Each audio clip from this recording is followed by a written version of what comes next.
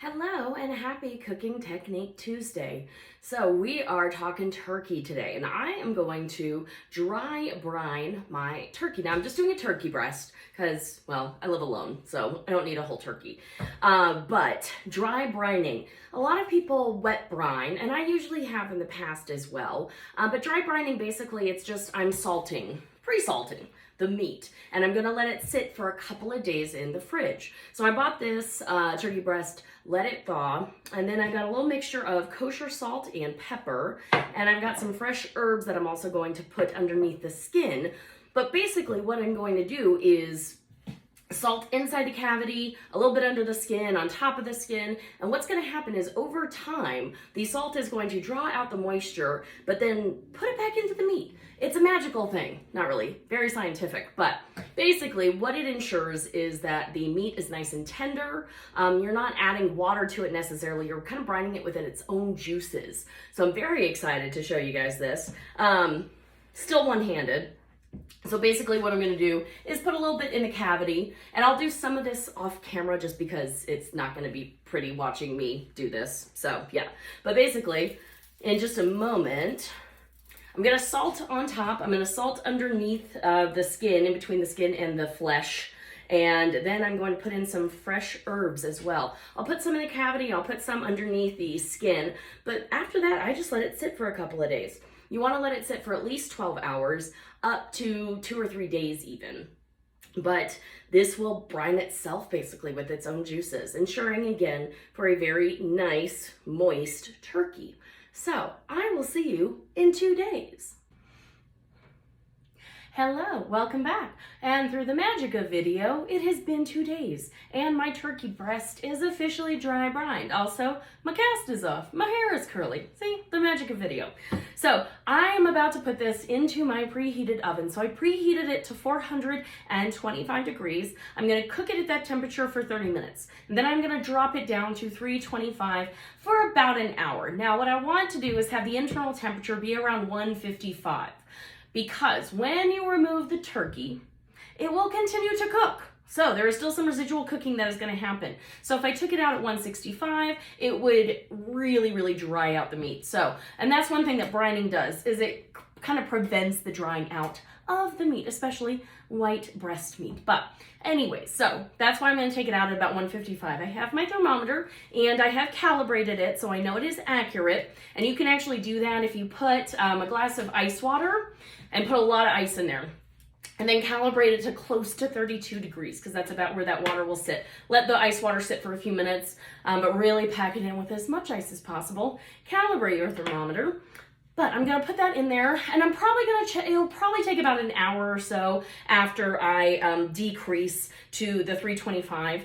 Now, I'm gonna check it probably about half an hour in just to kind of gauge and see about how long it's gonna take. Obviously, depending on how big the turkey breast is, that will change it. The bigger it is, the longer it's going to take. So I do wanna take a look at that. Also, if my turkey breast does start to brown a little deeper than I want it to, you can actually cover it with foil, just on this side. This is like where the neck and everything is, so I usually would just kind of fan it over this.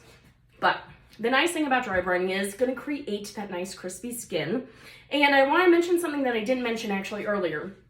Make sure to only use kosher salt when you are dry brining. That is very important because the salinity of kosher salt is different than table salt.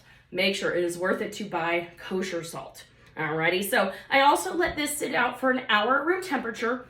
Don't get freaked out by that. We are going to cook it to temperature, but it kind of takes the chill out. So high heat to sear it on the outside. Make sure we get some nice crispy skin. Cook it at 325 for a little while after that. And I will see you afterwards. All right, we are back. So my turkey cooked again for the first 30 minutes at 425 degrees. Then I turned the oven down to 325 and I cooked it for half an hour, checked it, and it needed a little bit longer, so I cooked it for another 15. Now, again, it does depend on the size of your bird, but I think it's always important to check with your meat thermometer that has been calibrated. So I did also let the turkey breast rest for about half an hour. Now, what this does is it redistributes the juices.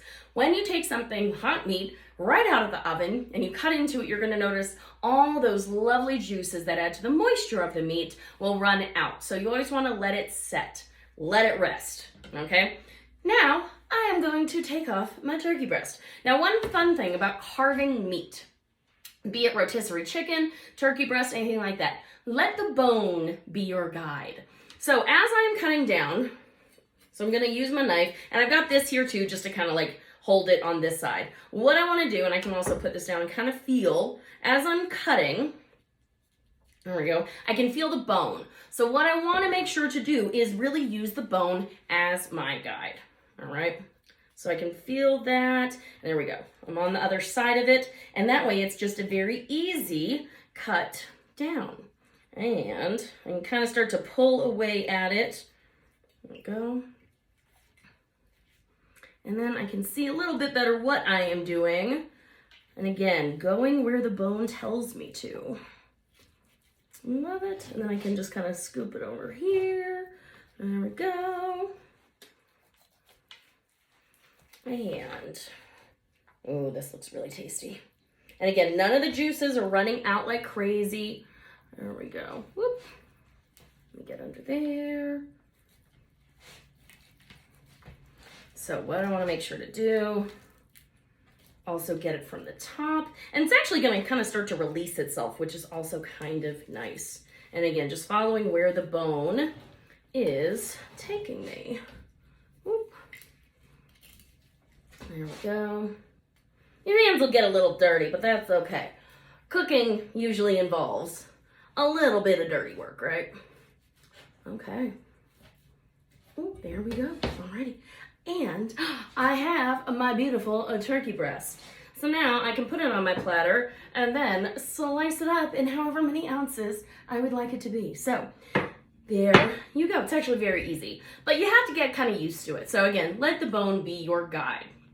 Now, this was dry brining our turkey breast. So thank you for being here with us on Cooking Technique Tuesday.